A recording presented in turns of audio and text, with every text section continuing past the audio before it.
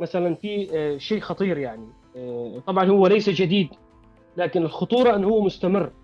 أنه متظاهرون من الجانب الآخر، من الجانب الموالي للسلطة، يطرحون نفسهم على أنهم حماة للدولة أمام أعين الأمن.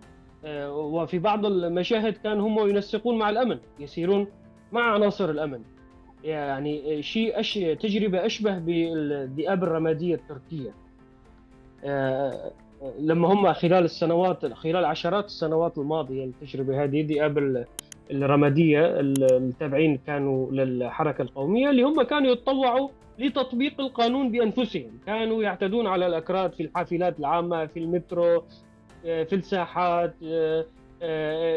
بيشوفوا يعني أكراد يغنون في شارع، يتم الاعتداء عليهم بدون محاسبة، بدون أي شيء يعني ياما السلطة تكون عبارة عن نسخة. أعتقد النسخة الحالية تسير في اتجاه نسخة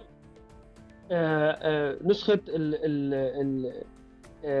الذئاب الرمادية، الحركة القومية، أنه يكون في مواطنين هم رديف للدولة، وهم يطبقون القانون بأنفسهم لما بيشوفوا باجتهاد منهم أنه الدولة في مأزق، في خطر ممكن يحمل السيوف مثل ما شفنا اليوم يعني.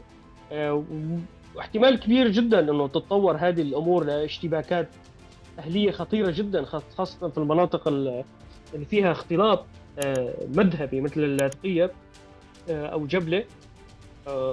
طبعا هذا ما راح يكون يعني لا لصالح السلطة ولا لصالح الحراك العلوي، حتى أنه الأمور تندفع باتجاه حل أمني خالص.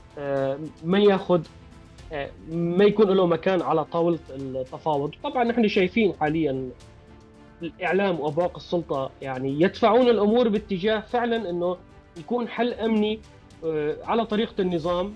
مرة بيتهموا أنه قسد هي اللي تنظم أو هي وراء هذه المظاهرات.